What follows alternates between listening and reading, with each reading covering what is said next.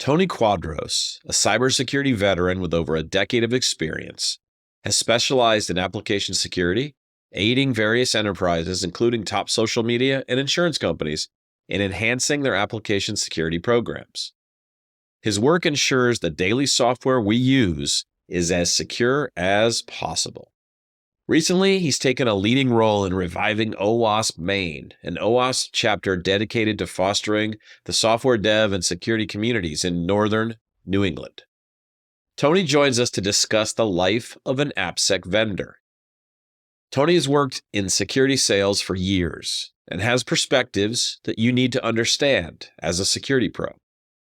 Vendors and salespeople are people too, and Tony helps us to understand how the best salespeople in security connect with their customers, build relationships, and add value. We hope you enjoy this conversation with Tony Quadros. Keep security top of mind with continuous application security training for your developers. Security Journey offers bite-sized lessons with hands-on interactive training for all roles in the SDLC. Give your admins the ability to use pre-built or custom training paths with easy-to-use tracking and reporting. Visit securityjourney.com to see our solution today.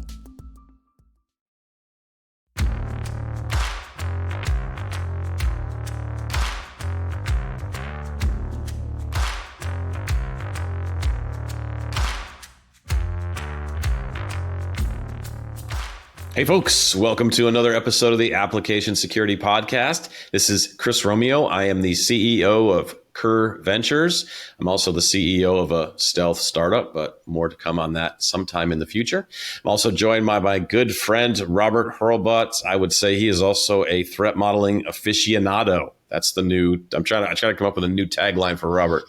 At least one a month. And right now it's threat modeling aficionado. Robert, how do you react to that? Do you accept? I'll accept it. It sounds great. I like it. Yeah, Robert Hurlbut. I am a principal application security architect at Acquia. And threat modeling aficionado. Is that do I say it right? I think.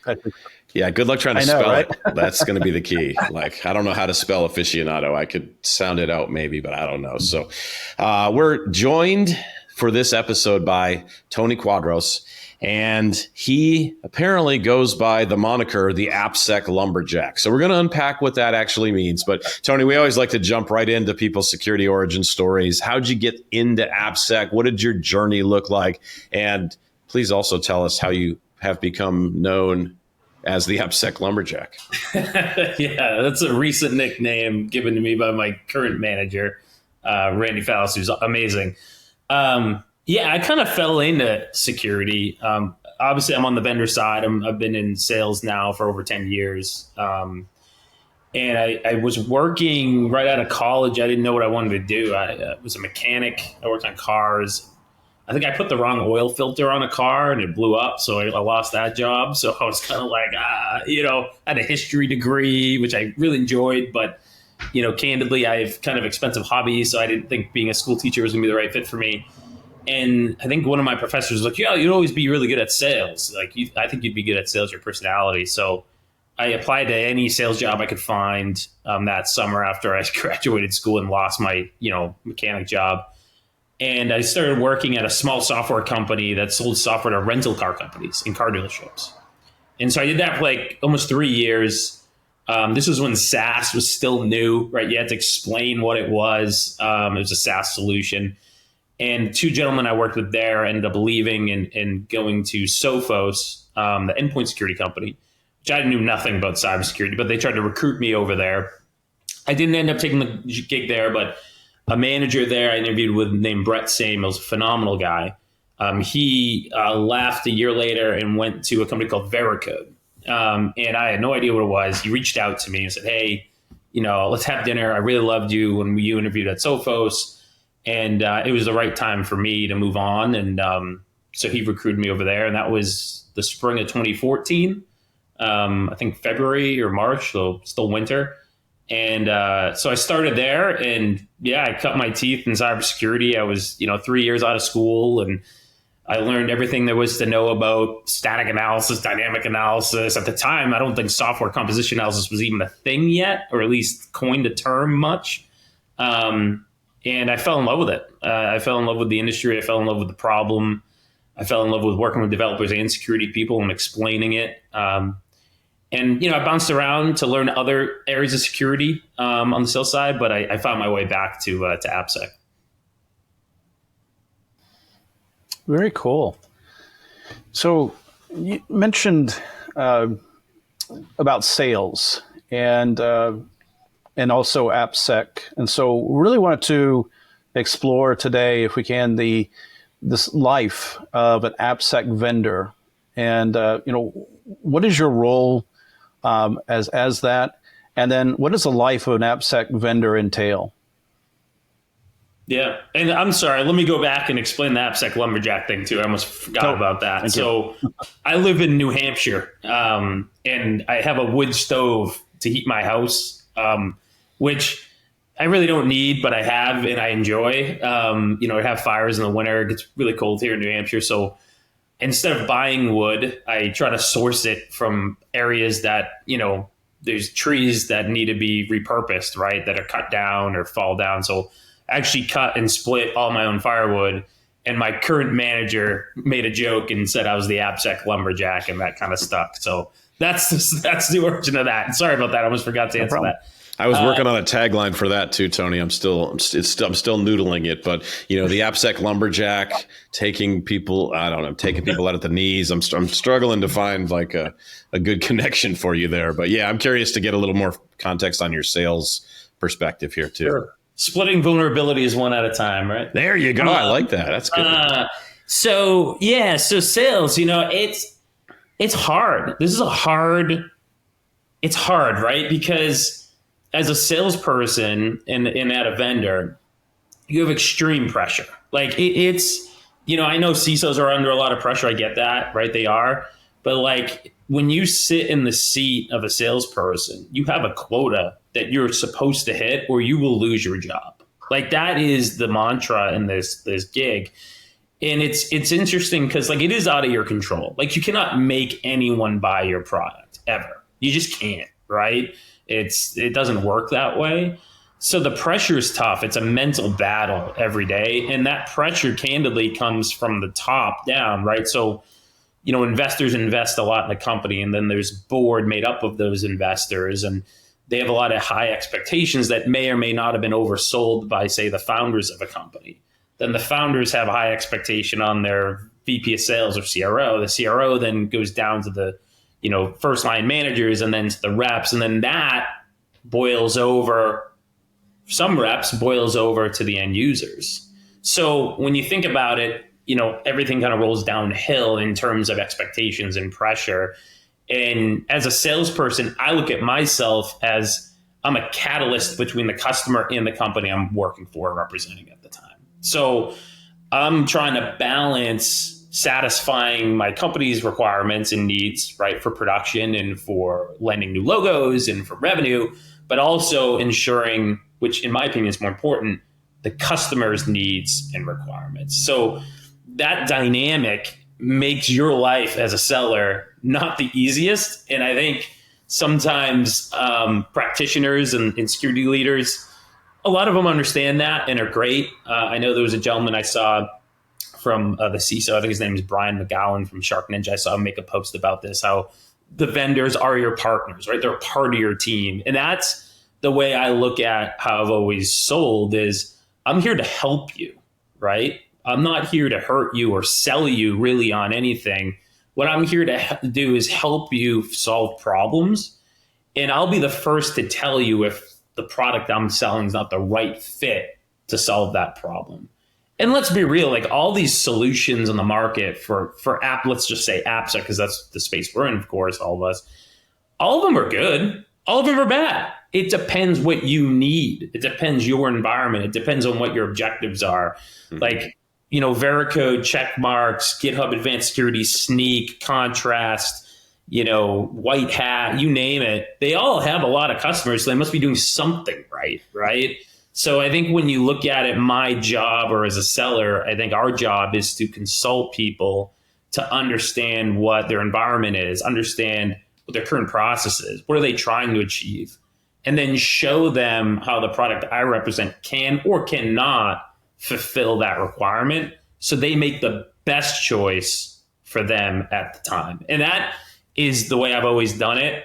And yes, have I sent people to other solutions? Yeah, I have. But long term, it seems to be the right way to do it. And I think as a seller, though, we also have a bad rap, because some sellers look at it as like, well, I don't care. No matter what, I want to try to sell them on the product I'm selling. Yeah. Which I understand, right? You know, you have a quota to hit, right? Remember, like, you have to hit that quota or you might be out of a livelihood. And so that pressure racks up. And with that pressure, some salespeople get desperate or get pushy or get aggressive. And I think it comes with experience to realize that, like, that short-term gain is not the right approach versus the long-term gain. Yeah, and you're only as good as your last quarter. That's part of being in sales. You just have to know. It doesn't matter what you did last year, 5 years ago. Nobody cares. It's what'd you do for me this quarter? How did you line up against your quota? And so I think as I was listening to you, Tony, describe kind of your philosophy of how you approach sales, I think it's really the only way that people should do it, is to really think about what does the customer need. And I love the fact that you said sometimes you've sent prospects to other solutions that are going to better solve their needs. I think that it speaks to the relational nature of how sales works today, but also to just the overall honesty of you saying, hey, my solution's really not the best one for you. Let me give you an example from the real world, because this just happened to me in the past week. And I'll tell you, this was a golden salesperson and has nothing to do with tech. So I had a piece of property. I had a insect spraying company come, and they were going to give me an estimate on doing some spraying for insects.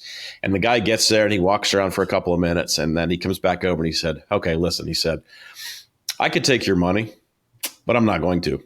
He said, the solution that I have, you're not going to be happy with it because there were some other extenuating factors about the property, like that was going to make the solution not work. And he goes, I could take your money, but I won't do it because I can't sleep. I won't be able to sleep at night because I know you're not going to get the best overall solution here. And you know what? You know how many people I've told? I'm telling now everybody that listens to our podcast, like, I've told this story 5 times in the last week. Because this company really made an impact on me, that they had that this is a salesperson that was operating with integrity, operating with honesty, and he was just looking for my best. He wanted my best interest to be served. Yep. Sales seems like it should be such a complicated thing, and there's so many people that are, especially when you start thinking about across the realms of security and engineering. Oh, I'm not in sales. Oh, I couldn't do that. But it really just comes down to as simple as what I just described. Being honest with people, operating with integrity, and solving the customer's needs, putting their need first in front of you. So, so Tony, I mean, we all know there's lots of posts that go across LinkedIn about all the dumb things that salespeople do, and people in security get all riled. Some people get riled up about it, and I can't believe these people reached out to me in this way and whatever. And so, in general, if you ask the average AppSec person, what's your opinion of sales? They're going to have, give them a couple options: positive, neutral, negative. I think most people are going to say negative. Sure. So in what you've seen in your experience, what are salespeople doing wrong? Like, what are they doing that's ticking security people off? Yeah, it's a good question. I think it comes with like experience, right? So like a lot of these companies, the playbook has been hire relatively young, inexpensive resources to do the initial outreach, the cold outreach to these folks to try to get meetings for the more experienced reps, right? Or more experienced sellers. So those they call business development reps, right? So they're like setting appointments or meetings. And I think those folks are inexperienced, so they don't understand, right? Like the impacts of their actions. And so I think that formula that a lot of companies traditionally have taken, which that's starting to change with product-led growth strategy, right? You look at like a Sneak, super successful PLG. Other companies are taking the PLG motion, which is like opposite of that. But that traditional approach, I think, is pissed a lot of people off because you get a lot of emails from a lot of people who don't know anything about, in this case, AppSec or whatever they're selling, because they're young, right? It's not their fault. Like, they're right out of college, they're learning, and they learn with every conversation they have with a customer, or they should be. But I think that's a thing. And I think when you meet a rep who, in the end, it comes down to one thing. Do they want to help you, or do they want to sell you? Right? Like, it's all about wanting to help. And I think when you meet a rep, it's clear as day when you meet a rep who really is just trying to like make money off you or sell you, that rubs people the wrong way. I just had lunch yesterday with an AppSec manager up here in Maine, and they're moving away from an AppSec solution and moving on to another one. And I think one of their divisions had a separate license of the product, and he was trying to leverage, the story he told me was that rep was trying to leverage basically that subsidiary, like, hey, if you don't renew the main contract, we're going to up your other contract. There's no need for that. But again, he's under a lot of pressure, right? So like, I blame him, but I also understand where some of these reps come from, is like, they get to feed their kids too, right? So I think it's an industry problem. It's a vendor problem. And I think the vendors that understand, the leadership at vendors that understand the right way to take it, it takes longer to sell some of these deals. It takes longer to produce the results, and maybe the results won't be as high short term, but the long term is better. So yeah, I think that's what I'm seeing, I think, in the space. And just some reps who just candidly don't care. They don't have a lot of passion for the space, and I think it shows. So talking some more about sales, and in particular for application security as a vendor, what are some of the most significant challenges that you faced, and then how did you overcome them? Yeah, I think education. It's amazing. So I'll just speak in my current role, right? Because that's the most relevant experience right now. I work for Contrast Security, the founders of IAST or RAST technology. And I think for me right now, my biggest problem is like just educating people. Like people, have heard of IAST, but then when you really start talking to them, and I'm talking AppSec managers have been in the industry for a long time, they just really don't understand how it works. And, as a seller, they inherently aren't trusting you right from the get-go, right? Like when you meet a salesperson, the first thing you're like in your mind is like, I don't trust this person, right? So establishing trust, especially on a technology that isn't adopted, as well as say static and dynamic, that is like really hard and takes a really long time and takes doing things unconventional to what typical sellers will do.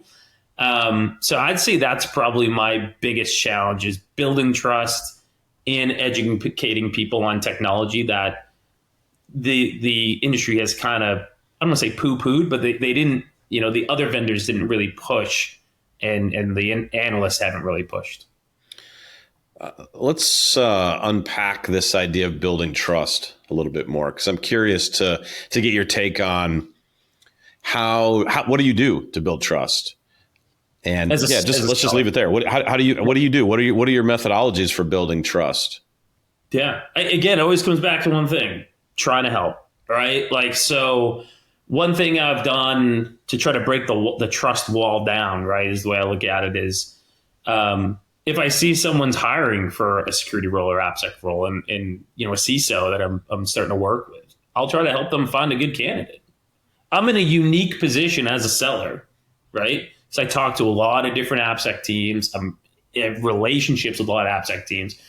I have a really good kind of, network of talent that is beneficial for other companies. So, and sometimes those folks are looking for new roles. So what I'll do is I'll make referrals and help recruit in a way, without being like, hey, I'm a recruiter now, I'm going to charge you 10% of the cost, right? Like a recruiting agency. That was one thing I started doing, and I think is well received by CISOs, without ever even trying to sell them on my product. I'll try to help them fill roles. I think just being involved in the community any way you can. I kind of fell into running OWASP Maine, or help running OWASP Maine. But when I thought about it, I was like, this is going to be good for me to help build trust. And honestly, I'm having a lot of fun doing it. Like, it's rewarding for me, right? So just being involved, and like, you don't have to run an OWASP chapter to help. You can sponsor one. You can help share their posts of their meetups. Like, there's so many little things you can do as a seller to be a part of the community. So I think those are big things that I've tried to do. And then, like, individual customers, it's just do what you say you're going to do. Like, it's so rare these days, and it shouldn't be, but it's like, you tell someone, hey, we're going to help you get, this integrated, or we're going to help you add this feature. Like, follow through. And if you have to get your team to do that, make sure your team follows through, right? The company you work for, and just always do what you say and say what you do. And long term, customers will remember that and realize, like, you're a really good person to work with, and you're a partner, not a seller. Yeah, I think with sales in general, but specifically the technical discipline, the relational nature of it is so important. So the relationships and being part of the community is a big advantage for you as well. And being part of the community doesn't mean just sitting on the sidelines and being a consumer. It means looking for ways you can jump in. Speaking of what you guys are doing at Contrast, like, we did an interview with Steve Wilson, who's created, I'm gonna call it the fastest top 10 that's ever come together in the history of OWASP, because he's done it in like 4 months or so. We did an interview with him when he was just kicking it off because it was just interesting. It's done. The 1.0 version released this morning. I saw it pop across LinkedIn. So, but that's an example where Steve is more of a product manager. He has more of a product background, but he saw a need. He jumped in and filled it. And he's a part of the community now. If he wasn't before, he may have been before. If not, he is now. Well, you're the project lead of the fastest ever top 10 project in an area with large language models that is so hot right now, and everybody's trying to figure out.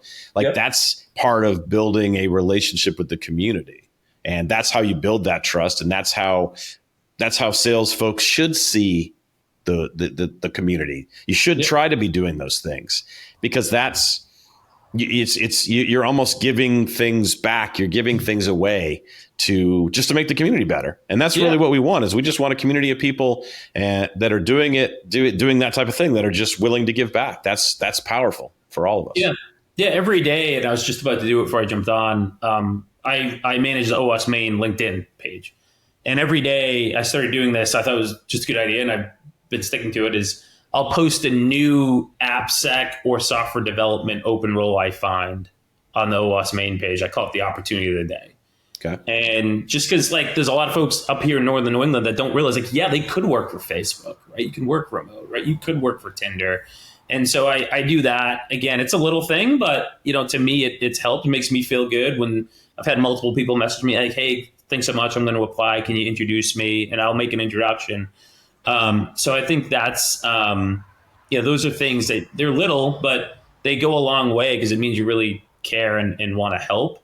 I was going to say something else and I can't remember now, but I think that's kind of really the key to it. And, not to give away too many secrets and not have salespeople flood it, but, like, I'm active on the OWASP Slack globally, right? Like, but you got to do it the right way. You can't go on there and just like, hey, here's Contrast, like, use IASK, but if someone has a question on it, like, I'll help them, right? I'm like, hey, here's how it works. Or, I know something about Veracode because I worked there for a long time, or an integration here or there, or, I'll monitor some of the channels and I'll answer questions. And it's about the mantra of trying to help, right? And not trying to sell, but trying to help. And then the selling is actually easy when it all comes together, because, people will want to buy what you're selling if you're helping. So, yeah, I think that's I'll second your warning to any salespeople. Do not go onto the OWASP Slack and go to the general main channel, the OWASP community channel, and say, here's my product that you should sign up for a demo, because the flame will flame on, is what they used to say, kind of in the olden days of, before trolls and everything on the internet, but when people would just start piling on, like, so, but once again, be part of the community, give back. If you give back, it will come back around in the security community. I've seen it happen so many times. It's a delicate balance, though. Real quick, just one more comment on that. Like, and candidly, though, like the practitioners and security leaders, I think they need to be a little bit more open to working with salespeople that want to help, right? Because I'll give you an example on the Slack. I think I shared like a community edition of the IaaS tool, right? I was like, listen, this is not a like, you don't have to buy this. This isn't a selling thing. But if someone wants to try IaaS, here's a community edition we offer. Have fun, right? Like that was kind of the thing. And there was a project leader of a very well-known OWASP tool that I don't think took a liking to that. And he was pretty upset about it. I'm like, listen, it's fine. Like, what do you want me to do? Like, I deleted the post or the Slack comment. And a bunch of people chimed in. And I think the community settled on, hey, let's make a new channel for like community editions. So I went out and I created the channel and I opened it up, and now other people can post community edition tools. So, I would like to see more practitioners, more security leaders, not just inherently hate salespeople right away, because a lot of us, like, we're trying to help you. And you got to remember, we are trying to do our job too, right? And we have a lot of pressure coming down on us. So, we're not just machines and robots, and sometimes I feel like we're the punching dummies for a lot of these teams when they're frustrated, and sometimes well-deserved, right? but overall, it's like, I'm trying to help you. Like, let me help you. Like, if you don't want the help, that's fine. But like, I'm trying to help. That's all. Yeah. So let's build a framework now.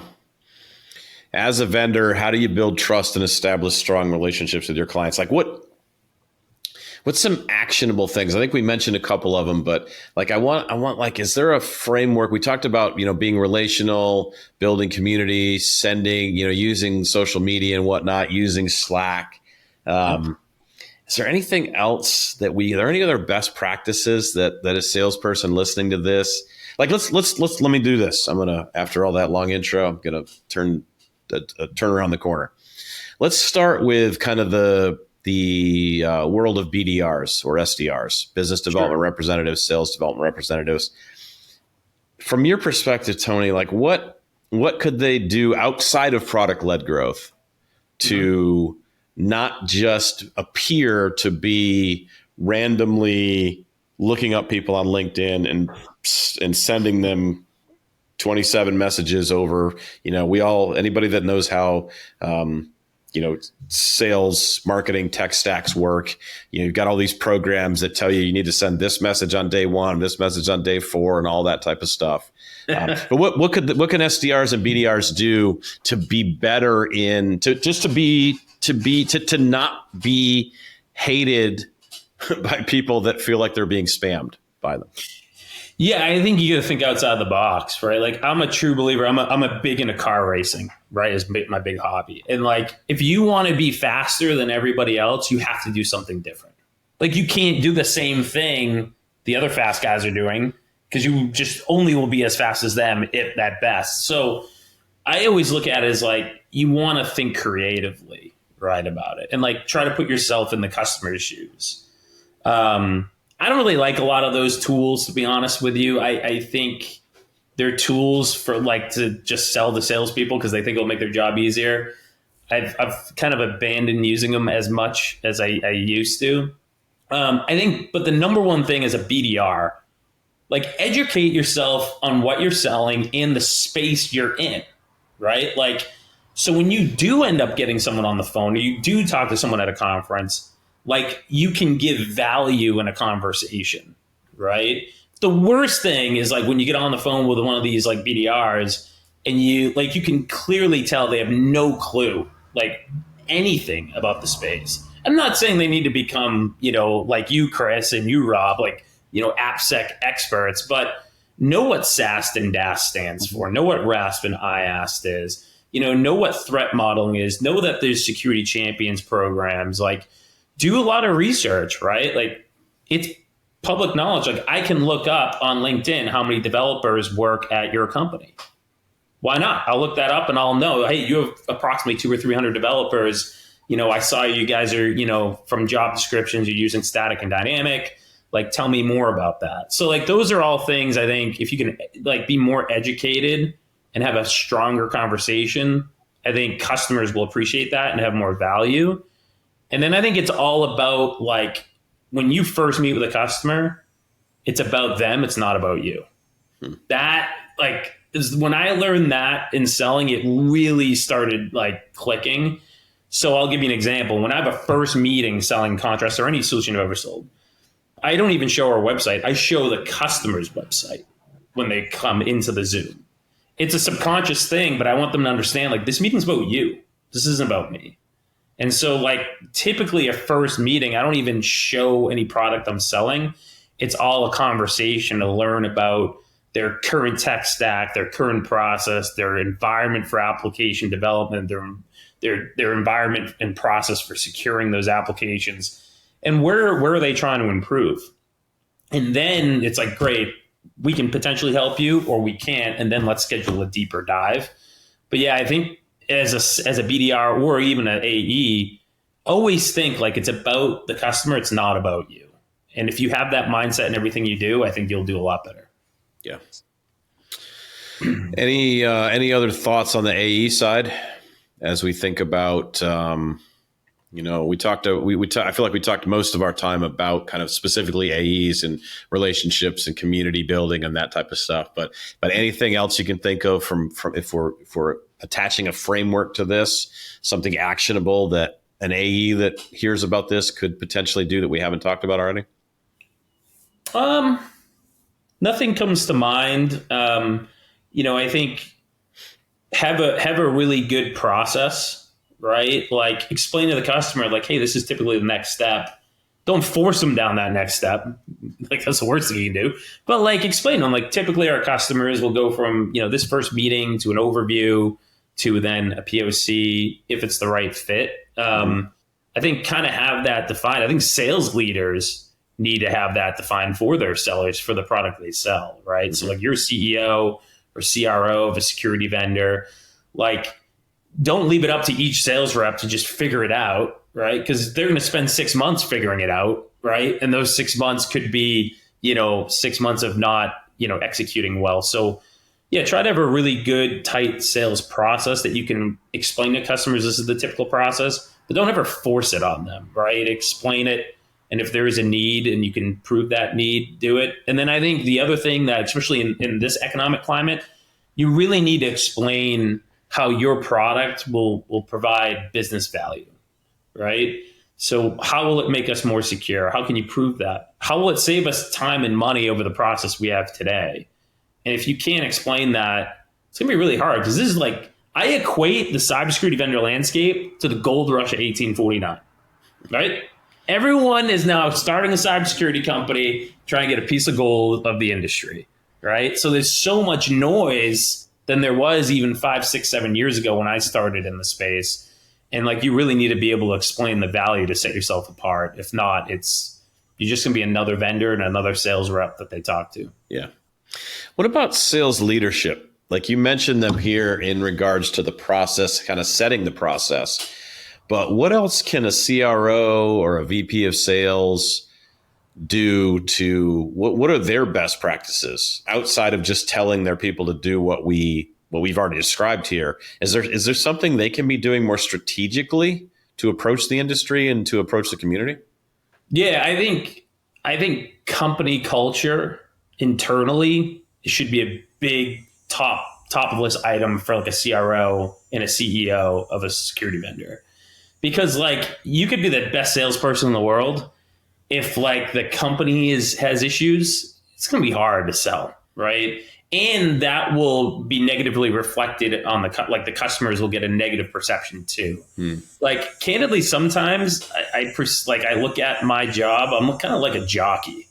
You got to pick a damn good horse to get on if you want to win. Like you can't just get on a bad horse and win the race, right? Yeah. So I think as a CRO or like a VP of sales or even a CEO of like a tech startup, like I'd really focus on like, how is our company culture? Like, do our people not like salespeople? Do our people not like think our salespeople are bad? I've worked at companies where like the culture was like the sales team is the reason why we're not successful.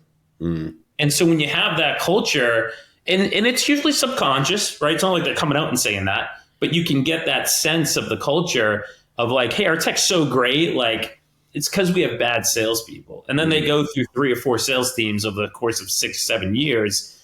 And like, well, okay, well, what's the problem? Like there's other parts of this company. Like everyone in the end is a salesperson at a vendor, right? Because you're selling products. And you need like your processes in place to be streamlined, to be efficient. If you want your salespeople to be efficient and successful, like, and really you need a culture of, hey, everyone's in this together to help the customer. Yeah. And the salesperson is typically just the tip of that spear. So we need to help that salesperson too. Yeah. And your explanation or your use of the kind of the terms about culture just has made me remember a couple of things. Like, in my previous startup, I was very careful to brief, as the CEO, brief all of my new salespeople and my new SDRs, BDRs about the perception in the industry of salespeople. And I shared different experiences. Like I would paste things that people sent me on LinkedIn messages. I'd paste them into a channel and say, here, and I give them some analysis. I say, here's why we don't do this. Read the message that they sent me, and here's what's going on in my head, because I'm a security practitioner first before I was ever a startup CEO. And I think that way, like a lot of the customers that we're trying to reach. And so I was able to build a culture of not being those type of salespeople, because I told my sales teams, I'm like, I won't accept anybody saying that we are like all the other salespeople that are out there or that they're used to. And we were able to build a very relational sales team, very community oriented sales team, who our customers felt like we were in it for them. We're here for you. You tell us what you need. And sometimes we weren't the right solution, to your earlier point. And we were able to say, we're not the right person. We're not the right company to help you. Our product's not what you need. You need something else, more compliance oriented or whatever. So, so that's all good stuff. And I'm glad you shared that perspective, because often in these conversations, nobody ever goes to the CRO, VP sales level to think about it. They kind of say, well, these SDRs are just communicating with us, and that's what's so wrong. But once again, if you set a culture at the executive level, CEO, CRO, VP sales, that says we don't do that. We don't do those things that annoy security people. We do the things that Tony's been talking about here, about process and communication and solving the people's problems. So I think that's really powerful. So I think it needs to go higher. I think you go to the board. I think investors need to understand that. I think that's candidly where the biggest issues are, is like it all stems from the expectations you set to try to produce. Don't set expectations for your company or the company that are unrealistic. Like that's where it starts, right? Because then all that, just because like we talked about at the beginning, all just kind of comes downhill, and then in the end you get, the pressure now goes onto your customers and your prospects. So often in startups, those numbers are hard and fast, and you feel like there is only the one number, and that's everybody's expectations. And one of the things I learned in my travels at Cisco had this idea of stretch goals all the time. You could not have a goal without a stretch goal. So the goal is what you thought you could really do, not completely comfortably, but pretty comfortably. And the stretch goal was always about, okay, where could you really go? What's your biggest dream that you think you could do? And people never landed when you had stretch goals. People didn't land at the minimum line. They didn't always hit the stretch goal. Often they fell somewhere between, but they were above where they thought they could get to. And that mentality, but you didn't feel like you were going to lose your job if you didn't hit the stretch goal. So what that did is it was a positive motivator for any employee to say, okay, we have a big goal we're going after, and we're going to do everything we can to hit it, because we want to be able to say we hit our stretch. But we also knew I wasn't going to be on the unemployment line if I didn't. So I didn't have that negative pressure hitting me, the carrot and the stick. It was all carrot. There was no stick that was going to be smacking me in the back of the head, right? Yeah. That's a great strategy for sure. And I would recommend a lot more security vendors do that. And you're back to your point of showing your BDR is the right way to do it. Just have them follow Chris Roberts on LinkedIn, and they'll probably learn a lot for sure. Yes, he's very, very good at providing insight to what pretty he direct receives. insight. Very direct. But I mean, that's what you need though. Like, I mean, if I'm in the role of SDR, I want to be the best SDR in the world. And you become the best SDR in the world by learning from other people's mistakes and not doing what other people do. And that, to your point, Chris Roberts is a great person to give you that insight. He's a great guy. I love Chris. Robert, why don't you take us through the lightning round? The lightning round. We got to be pretty quick, so we're going to put Tony on the spot. I wish we had some type of clock sound effect, but we're not that. We don't have that all together. But Robert, take us through this lightning round segment, and then we'll wrap it up with a call to action. Sure. First question: what is your most controversial take on application security? I think static analysis is not going to be responsible, and I think it already is not responsible by security. I think you're gonna see the whole industry take a 180 from shift left to going back to security AppSec teams focusing on testing the application in its complete form and runtime analysis, and going even more earlier to educating developers, threat modeling, secure design. So I think you're going to see that shift left just actually not be responsible by security at all going forward. What would it say if you could put a single message on a billboard ad inside of the RSA or Black Hat conference? That's a good question. I don't know. AppSec Lumberjack? I have no idea. Follow AppSec Lumberjack. Yeah, I asked this cool, actually learn about it. I don't know. Endorsed by AppSec Lumberjack. Yeah. Most recommended book about security? I just picked up this one from Derek Fisher. He's the head of AppSec. He previously on the podcast here as a guest. Yeah, I like this one. Again, I've been in the industry a long time. A lot of stuff I kind of already knew, but I picked up a lot of new things. But there's a lot of companies out there just trying to figure out AppSec for the first time. This is like a god spell. And then I think the Phoenix project was really good for me to learn about what's it like to be a developer and things like that. So yeah. I think those are the two books I'd recommend. And I think the one thing that we skipped was the memorable experience, working with a customer. And I just want to share one story because it relates to the one we talked about earlier. This was when I was at Veracode. I had a customer reach out, an inbound kind of lead. This was a very well-known website. And a gentleman named Chris, awesome guy who's now at many different AppSec roles. And it was a Ruby on Rails application that at the time Veracode didn't support, right? He didn't support that version of Rails. And checkmarks had just come out, and Bob Brennan and Chris Weisel are probably going to roll their eyes when they hear his story. But I actually sent him the link to Checkmarks' website and their phone number because they had support for that version of Rails. And they bought Checkmarks. And then a year later, that gentleman randomly called my cell phone and was like, hey, listen, we didn't really like the integration with Jira. And I saw you guys support now that version of Rails. And all I had to do was send him a quote, and he went forward with us. So that's just kind of the mantra, right? And it really does pay dividends long term. Very cool. Very cool. Well, let's why don't we conclude our conversation there, Tony? I want to thank you for providing this perspective. I think this is valuable for security people. Definitely. For AppSec people, but security people in general need to see a little bit about how things work on the other side of the table.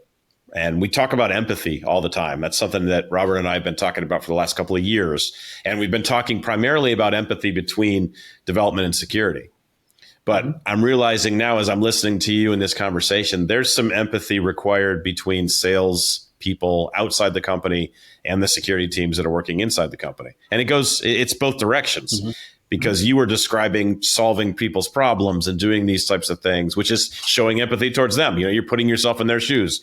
Tell me about your tech stacks and tell me about the challenges that you have there. And you're almost helping to understand better, which is then preparing you for, being able to help them find a solution. But I think there's some empathy that can go the other way as well. I think security people there's no reason to be nasty to anybody on earth. I agree. That's what I believe. I mean, there's a lot of people that ping me that I just don't respond to, but I'm not going to be nasty about it. I'm not going to be, and maybe I don't agree with the philosophy that they're using. I'm not going to go call them mean names and stuff like that, but but I think there's an opportunity for all of us to have for empathy both directions. I think that's a big part of what we can do. For sure. And I think the key is like, I'm trying to help them understand their own problems, right? Like sometimes when they say it out loud, like, wait a minute, yeah, the way we do this today really isn't that great or efficient. So yeah, I think as just to speak to all the practitioners and leaders out there, like, salespeople are trying to help you.